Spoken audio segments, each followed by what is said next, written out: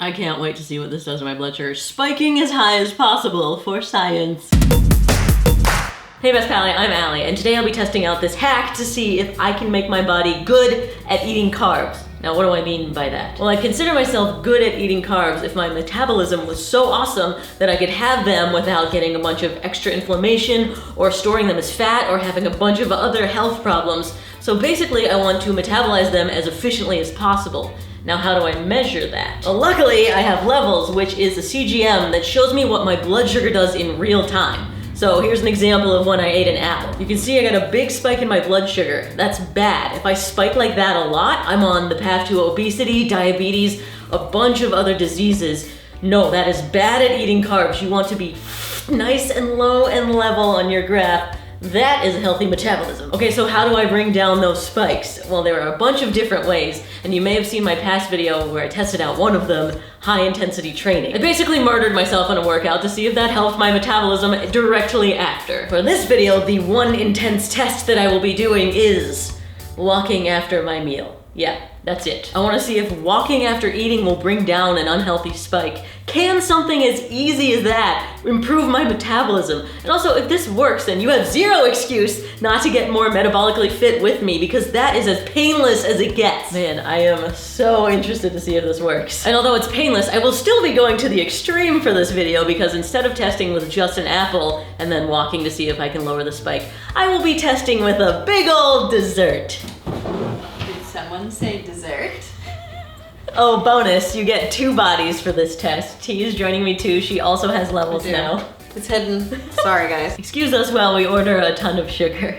Gimme. Okay, we're doing ice cream and Birthday cake. yeah. And this isn't the test yet. This is gonna be our baseline. So when I tested an apple, I already knew how just an apple reacted with my body. I'm so excited. Who cares what she's saying? We just need to prove that this will spike our blood sugar, so we're gonna eat this and do nothing. And then on a different day, we will eat the exact same thing and walk after. Wait, are we starting at the same time? Let's start the engines. Dude, did you already start? I just wanna say this test is not us trying to prove that we can make this kind of dessert healthy. It's just we wanna show that walking might be that powerful that it can help something this extreme. I have nothing to add scientifically, but this ice cream is flavored, it's cereal milk. So you know how like the end of your cereal, you got the milk left over? This is exactly what it tastes like. Only better because it's thick and delicious.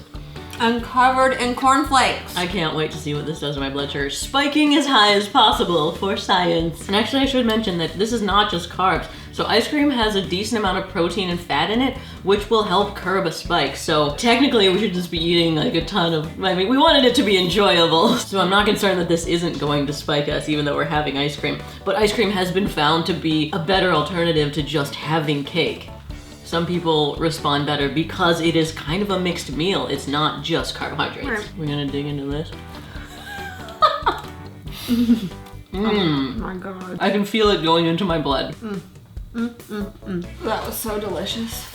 Done. So delicious. That good. We could have had more. We could have each had a piece of cake. Yeah, well, I'm already concerned.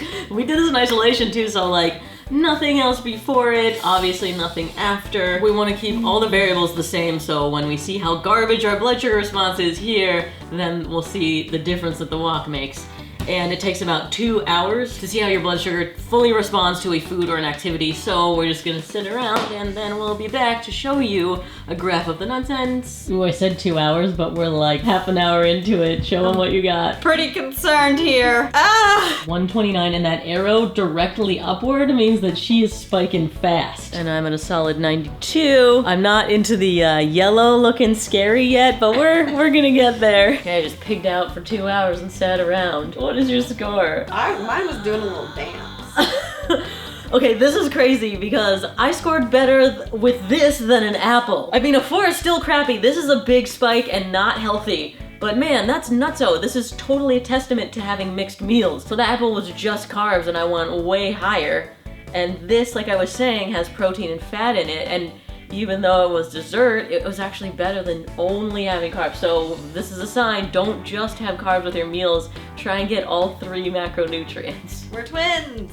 You got 4 too? Yeah. Alright. But look at this graph. So there's this thing called a biphasic spike, which is actually a sign that you're healthy. Okay, a monophasic spike just goes up and down, but they've seen that people who have biphasic spikes where it goes up and then down and up a little and then back down again, more healthy people have that kind of response. You have like a 6-tuple phasic response. It's so weird. Yeah, that's nutso. I should mention another thing. I'm now around 61. Like, you see the blue on the end of my graph? I'm hungry.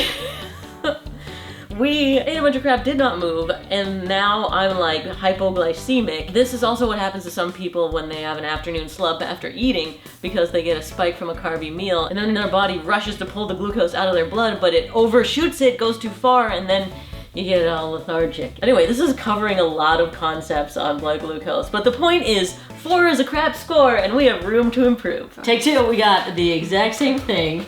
Same time of day, everything's set up the same. We tried to control for all variables, we got a good night's sleep. Do they need to watch us eat this again? I mean, we should at least give them the payoff. I know on food channels, the moment that the finally cooked food hits their lips is when everybody stops watching the video. Wait, you already did it. Oops, don't leave. Okay, Okay. now you can go. Oh my god, that's so good. I was looking forward to this Since the last time. Oh yeah, better than I remember. And now to make this disappear. Remember where you are. That was super close, we definitely just did magic. Okay, we're done, and now it's immediately time for a brisk walk. Let's go. Feeling good? Yeah, just briskly walking. Yeah, so I want to be fully transparent, we are not strolling. We are going, but also this is easy. This is not like actually working out or anything. Nothing compared to the aggressive intervals that I did in the earlier video to try and hack my metabolism. You slowed down there for a sec, it's his fault. He's setting the pace. He's messing with the science. More science, and my heart rate monitor is saying 94, 93, so again, not working that hard. I'm at 116. Well, stop being so nervous. She really wants this to work. 40 minutes after eating, which is right when we turned the cameras on last time, freaking out that we were hitting our peak, and I'm level at 86. ooh. Boom. Let me just see how I'm doing. Oh yeah, level at 72. We're done with our walk. It was about an hour, although levels suggest 30 minutes. It's even been shown that 20 minutes of brisk walking after eating has a big effect. So what was the exact effect for us? We still have an hour left in our window after eating to find out. Let's see our results. I'm an 8. Down from a 4. Look at this comparison. This huge spike down to this reasonable kind of level of graph. I'm a 6. 6? Okay, so 4 So better. 6, right? This is on a scale of 10, so 10 being the best, 0 being the worst, and you went from an 8 to a 6. That's an improvement. Yeah, I mean, look at this. Because mine are still both bad, but you can see the difference. Yeah, when you look at them compared, that's crazy. And keep in mind, what we had was ice cream and cake, so yeah, that's a bad thing and will probably spike you and be bad for your metabolism, but the fact that you made a difference just by walking is awesome. Super easy. I mean, I know, and in a past video, I did intervals trying to make a difference, and in the short term, it did not. I spiked twice. So I spiked from the intervals and I spiked from eating an apple, but this actually brought us down. go us. Man, an 8 is like a good score. Like a normal day, I could just keep on eating ice cream and cake. No, don't. Well, yeah. Right, so this is not us advocating eating a bunch of garbage and then just like hack walking it off. That's not what we're saying. It doesn't mean that that's healthy. You can keep yourself nice and low and level with like drinking canola oil all day, and that doesn't mean that that's good for you. So there are a lot of factors that go into health besides just what your metabolism is doing. But this is clearly proven that a walk is really effective on your metabolism. I'm so glad this experiment worked. And if it worked for us on this aggressive dessert, then imagine how it'll work for you on a kind of a carby meal. It will for sure keep your spikes down. And remember, spikes are bad. It means that you're getting inflammation, you're storing fat, you're getting closer to obesity, diabetes, a bunch of other diseases. Spikes are not a healthy metabolism. You want it nice and steady and flat, and walking got us way closer to that healthy metabolism. And this is not just about walking after a meal. I talked about this in my desk bike video in the past.